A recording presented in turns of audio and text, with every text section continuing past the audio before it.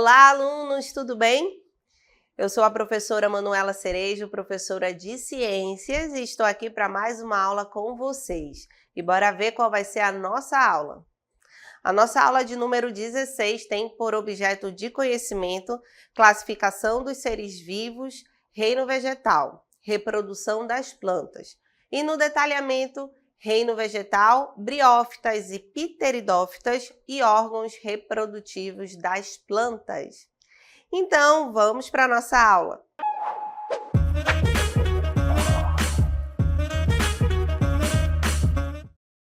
E vamos iniciar a nossa aula nesse ambiente aqui, ó, totalmente verde, né? E não é por acaso. Nós estamos aqui para falar sobre o reino das plantas, sobre o reino vegetal. Esses que foram os nossos primeiros colonizadores do planeta Terra, pela autossuficiência alimentar. O que quer dizer autossuficiência alimentar? Pela capacidade de produzir o seu próprio alimento. E foi por conta disso que as plantas conseguiram colonizar o nosso planeta. E quais são outras importantes características? Aqui a gente já consegue observar outras importantes características desse reino, né? Nós temos multicelulares, nós temos seres vivos multicelulares que possuem mais de uma célula, né? E é importante dizer que essas células são do tipo eucarióticas, aquelas células mais evoluídas que têm uma delimitação do núcleo, tá? Só lembrando, as eucarióticas são as células que os animais e os vegetais possuem. As procarióticas são aquelas células mais primitivas das bactérias. Então, aqui no reino vegetal, as plantas possuem células evoluídas, células eucarióticas, assim como as células dos animais, sendo que com diferenças, né? A gente consegue ver nitidamente a diferença de um animal para uma planta. Então, a gente imagina que lá dentro da célula, a célula, apesar de ser evoluída, né, como a do animal, a célula também apresenta diferenças. São seres autotróficos ou autótrofos. É essa especialidade que deu essa autossuficiência, esse poder de colonização dos ambientes, porque é essa característica que faz com que as plantas consigam produzir o seu próprio alimento.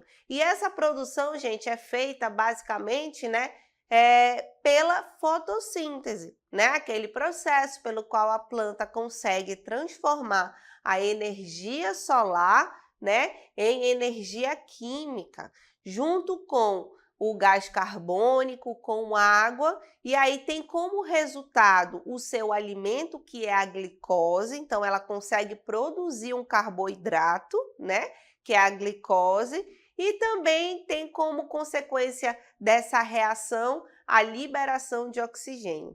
Então, essa reação da fotossíntese é muito importante, não só para a planta, porque é por meio dela que ela consegue obter seu alimento, mas também porque acaba fornecendo para o ambiente gás oxigênio, certo?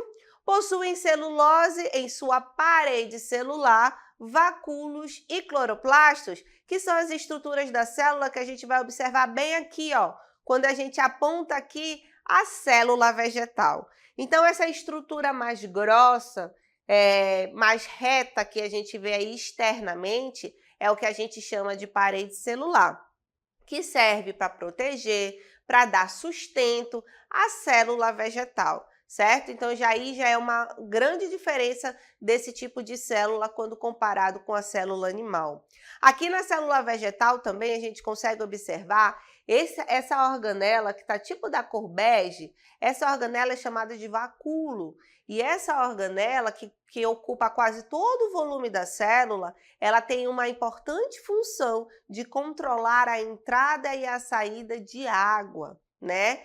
E embaixo dela, vocês conseguem observar aí, ó, aquelas 3 organelas verdes. Esses daí são os cloroplastos, são as organelas fundamentais para a realização da fotossíntese. Então, basicamente, a diferença da célula vegetal para a célula animal está aí, na presença da parede celular, essa estrutura que vai dar rigidez, que vai dar proteção, sustentação à célula vegetal, do vacúolo, que controla aí a entrada e a saída de água, e também dos cloroplastos, que são as organelas responsáveis pela fotossíntese, certo?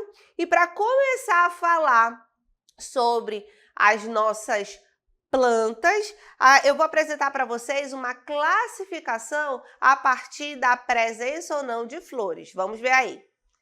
Nós temos as chamadas criptógamas. Os nomes são difíceis, gente, mas a gente vai lendo, vai escrevendo e assim ele vai ficando na nossa cabeça, tá bom? As criptógamas são as plantas que não possuem flores e cuja estrutura reprodutora é pouco visível, certo? Quem são as criptógamas no reino vegetal? No reino vegetal, esse tipo de planta que não possui flor são as briófitas e as pteridófitas. E aqui na nossa imagem nós temos um musgo que é um representante das briófitas, certo? Já as plantas que possuem flores, elas são chamadas nós temos aí as fanerógamas. Fanerógamas são as plantas que possuem flores e cuja estrutura reprodutora é bem visível. No reino vegetal, as fanerógamas são as gimnospermas e as angiospermas. A gimnosperma está aqui, ó, representada pelo pinheiro, e a angiosperma está aqui representada pela mangueira, certo? Então, quanto à presença de flor, nós temos essas duas classificações, em criptógamas, né, e fanerógamas. Então, as criptógamas não possuem flor, são as plantas mais primitivas e são as briófitas e as pteridófitas. Já as fanerógamas são as mais evoluídas quanto a essa classificação, né? E elas são as mais evoluídas no reino vegetal, que são as gimnospermas e as angiospermas, certo? Temos ainda uma outra classificação quanto à presença de vasos condutores de seiva. Vamos ver aí. Nós temos que as plantas, quando elas não possuem vasos condutores de seiva, elas são chamadas de avasculares. Lembram, na língua portuguesa, quando a gente tem um prefixo de a, quer dizer negação. Então, avascular é quando não tem vasos condutores de seiva. E para que servem os vasos condutores de seiva? Gente, os vasos condutores de seiva são para as plantas como os vasos sanguíneos são para nós. Eles vão ser responsáveis por transportar nutrientes. Então, se a planta não tem vasos condutores de seiva, ela vai ser uma planta pequena, de menor porte, porque ela não vai conseguir se desenvolver, já que ela não tem como transportar esses nutrientes, certo? E quem é representante das plantas avasculares são as briófitas, como a gente pode observar aí na nossa cartela.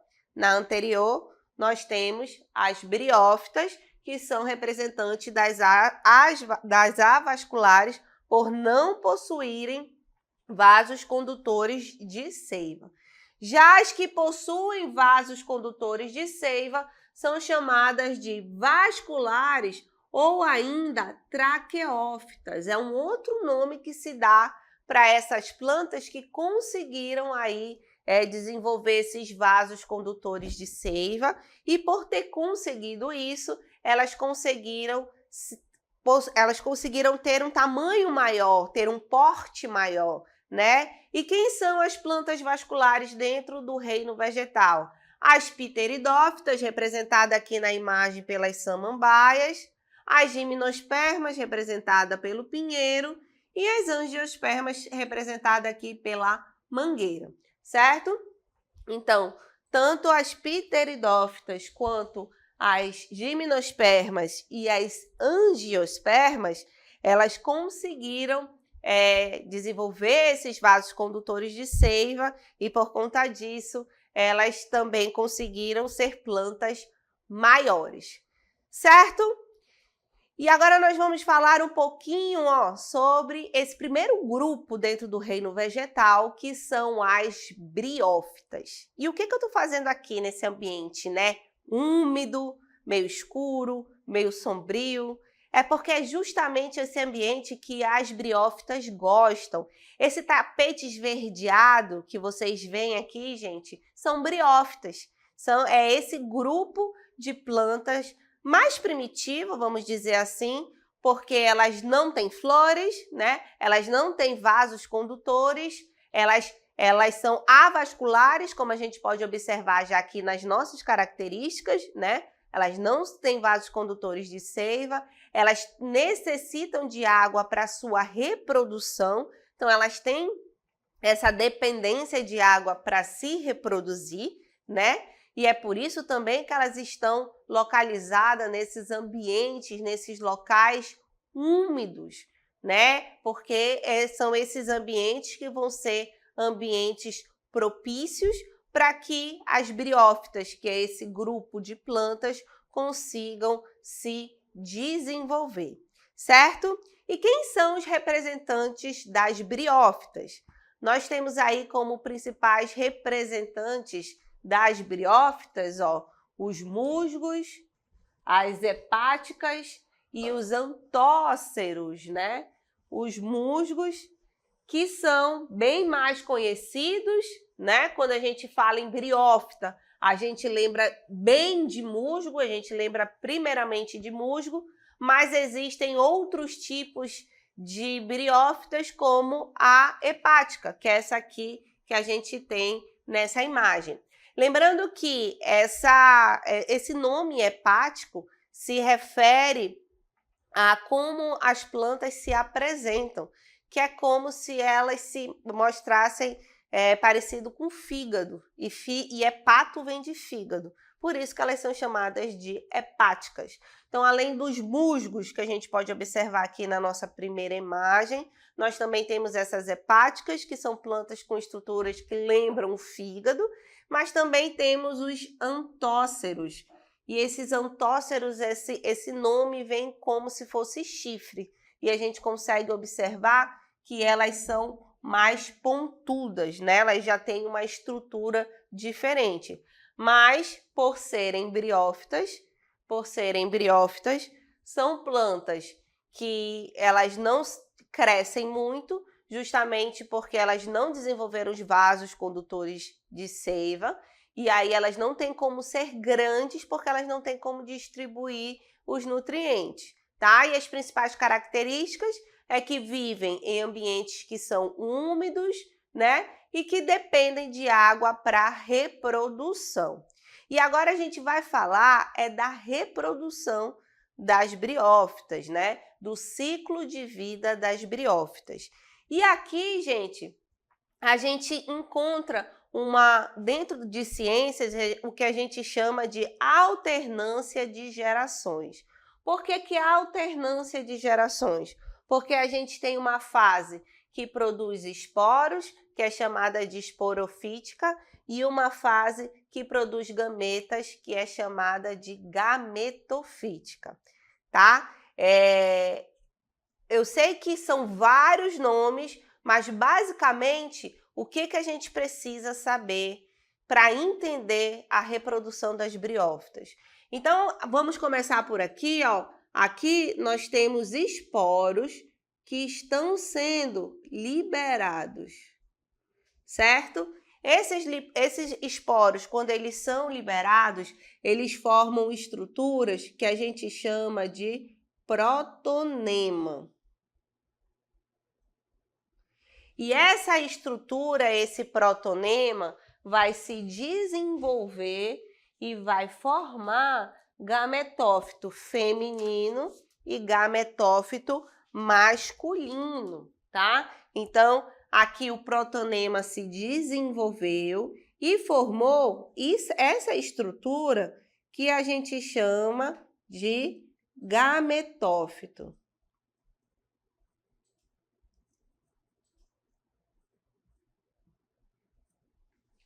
E aqui nós temos o gametófito feminino e aqui nós temos o gametófito masculino. Eita.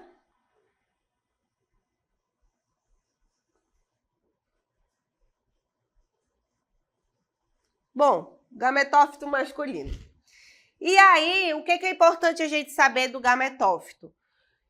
Dentro do gametófito, nós temos as estruturas que vão ser os gametas, certo? Por isso que o nome é gametófito, porque eu vou ter os gametas. O gameta masculino, ele é chamado de anterozoide. Anterozoide. E o gameta feminino é chamado de oosfera. E aí, o que acontece? O anterozoide, ele vai nadar até a oosfera para formar o zigoto, para fecundar. E é por isso que esse grupo de vegetal, ele depende da água para reprodução, porque o anterozoide ele vai nadar para encontrar o gameta feminino. Quando ocorre esse encontro do gameta feminino, nós temos aí a formação de uma estrutura que eu tenho uma parte que é gametófito e eu tenho uma parte que é esporófito. E essa parte que é esporófito desenvolve uma estrutura que é chamada de cápsula.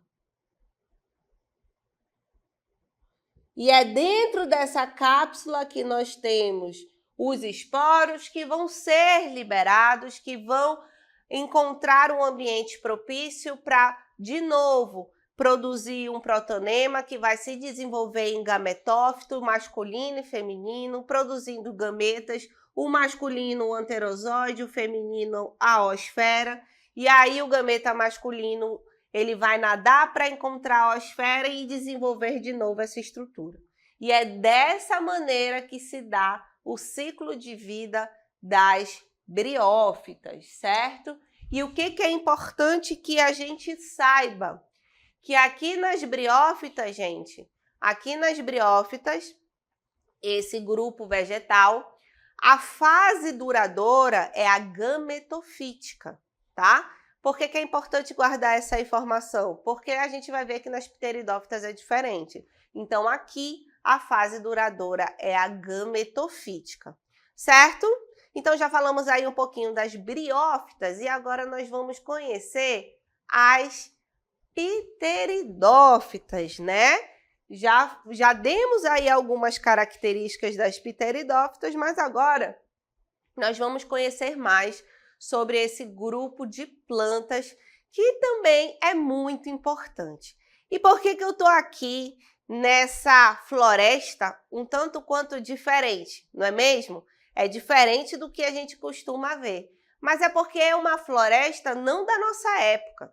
Essa floresta aqui, gente, é do Carbonífero, um momento da vida do nosso planeta que veio muito antes dos dinossauros. E por que eu estou falando do Carbonífero? Porque nesse momento aqui, as plantas que dominavam essa época eram as pteridófitas. Eram as pteridófitas que dominavam o momento do Carbonífero. E esse momento do Carbonífero ele foi muito importante, porque ele é chamado assim pela formação de carbono que a gente utiliza hoje dos combustíveis fósseis, certo? Então, hoje a gente pode estar utilizando, por exemplo, o combustível fóssil de pteridófitas que viviam nessa época há muito tempo atrás, certo? E quais são as principais características das pteridófitas? Então, nós temos aqui que as pteridófitas são plantas vasculares. Aqui ela já tem esse grande avanço, esse importante avanço para o desenvolvimento delas, né? Elas possuem os vasos condutores e, por possuírem vasos condutores, elas conseguem ter esse transporte de nutrientes e elas conseguem ser plantas maiores do que as briófitas, certo? Vivem também em ambientes úmidos e sombrios. Elas já possuem uma estrutura mais organizada. Aqui nas pteridófitas, nós temos raiz, caule e folhas. Enquanto que nas briófitas, que é bem mais primitivas, é rizoide, cauloide e filóide. Então, as pteridófitas já são bem mais evoluídas que as briófitas, ainda que é um grupo vegetal que necessita da água para reprodução, certo? Vamos aí ver os principais representantes das pteridófitas. Então, nós temos aí como principal representante as avencas, né? As avencas que estão aqui nesta nossa primeira imagem. Nós temos as samambaias, que com certeza são as mais conhecidas. As samambaias, muito utilizadas na ornamentação, né? A gente tem na nossa casa, são representantes aí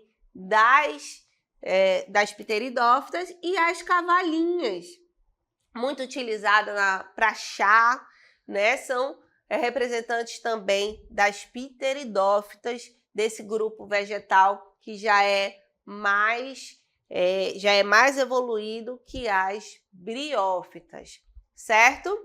E assim como as briófitas, as pteridófitas, elas possuem um ciclo de vida com alternância de gerações. Como eu falei para vocês, um momento ela tem a fase gametofítica, produção de gametas, e no outro momento tem a fase esporofítica, que é a produção de esporos.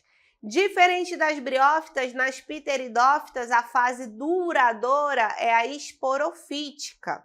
Ou seja, sabe a samambaia que a gente tem em casa? A samambaia que a gente tem em casa é a fase esporofítica de uma pteridófita. Se você virar a folha da samambaia e você ver aqueles pontinhos pretos, certo? Aqueles pontinhos pretos, façam isso quando vocês virem uma samambaia no caminho.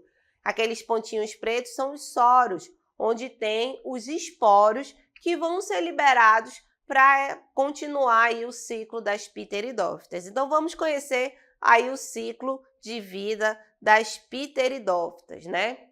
Então, como eu falei para vocês, nós temos aqui, ó, a parte esporofítica, que dentro das pteridófitas é a fase duradoura, né?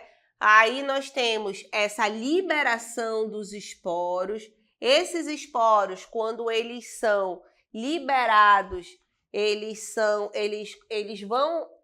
quando eles encontram um ambiente saudável, para se reproduzir, eles vão formar essa estrutura que a gente chama aí de prótalo, certo? Que tem essa forma de coração e é um gametófito dentro das pteridófitas. E esse gametófito, ele vai produzir tanto o gameta masculino, que está bem aqui, ó, que é o anterozoide, quanto o gameta feminino, que é a oosfera. O que é importante a gente saber aqui? Que basta cair um pingo de água aqui no gametófito, que já leva o anterozoide até a oosfera e faz com que haja a fecundação. Quando ocorre a fecundação, quando esses dois conseguem se juntar, nós temos a formação dessa estrutura que vai se desenvolver acima do gametófito. A partir do momento que essas raízes ficarem bem fortes, bem firmes, essa estrutura ela vai se saltar e aí nós temos o esporófito já bem formado e desenvolvido. E esse esporófito, ele vai ser responsável por formar quem? Por formar e liberar os esporos para dar início, mais uma vez, ao ciclo de vida das pteridófitas, certo? Então, aqui nós temos o que é importante que a gente saiba. A fase duradoura das pteridófitas é o esporófito, certo? Esse esporófito, ele é a samambaia, que a gente tem em casa. Então, aquela parte de trás da folha que tem aqueles pontinhos pretos liberam os esporos. Esses esporos, quando eles encontram um ambiente adequado, eles vão formar essa estrutura que é o gametófito em forma de coração, que a gente também chama de prótalo. E aí, essa estrutura, ela tem tanto gameta feminino, forma tanto o gameta feminino, a oosfera, quanto o gameta masculino, o anterozoide. E aí nós temos o encontro do gameta masculino, que é o anterozoide, com a oosfera, formando essa estrutura. Aí o esporófito ele vai se desenvolver acima do gametófito. Quando ele já estiver bem enraizado, essa parte do gametófito vai se desfazer e aí nós temos um esporófito bem desenvolvido, certo? Então, esse é o ciclo de vida das pteridófitas, certo?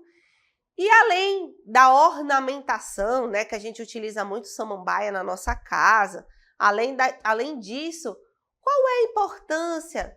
Qual a importância que a samambaia pode ter, né? A samambaia, gente, ela tem muita importância para a natureza, sabe por quê?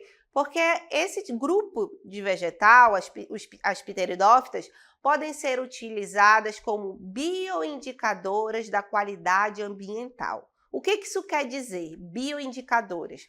Quer dizer que se o ambiente estiver poluído, elas não conseguem se desenvolver. E se elas não conseguem se desenvolver, é que tem alguma coisa errada ali. Então, se a gente chega em um ambiente onde a gente vê uma pteridófita, uma samambaia, uma venca bem bonita, nós sabemos que aquele ambiente ele tem boa qualidade, porque as pteridófitas servem como bioindicadoras de qualidade ambiental. E isso é muito importante. Além disso, esse grupo vegetal ajuda a manter a umidade do solo e a prevenir erosão. O que é erosão? É quando a terra se desfaz. Então, se a gente tem essas plantas enraizadas, a gente tem ali uma segurança para aquele solo e evita dessa maneira a erosão. Além disso, remove poluentes do ar e do solo. Então, aí a gente tem três, importantes funções desse grupo vegetal para a natureza. E quais são as principais diferenças entre as briófitas e pteridófitas? Então, nós vimos que as briófitas não possuem o corpo diferenciado em caules e folhas verdadeiras, diferente das pteridófitas, Então, nas pteridófitas nós temos raiz, caule e folha, enquanto que nas briófitas é primitivo e é caulóide, rizóide e filóide, certo? Além disso, as briófitas não possuem vasos condutores, são avasculares. Já nas pteridófitas, nós temos a presença desses vasos condutores, o xilema e floema, e por isso as pteridófitas são plantas vasculares. Outra diferença, que nas briófitas a fase duradoura é a fase do gametófito. Nas pteridófitas, a fase duradoura é a fase do esporófito ou é a fase esporofítica, certo? Então, nas briófitas, a fase que dura mais é aquela da produção de gametas, enquanto que nas pteridófitas, a fase que dura mais é aquela da produção dos esporos. Certo? Essa foi a nossa aula.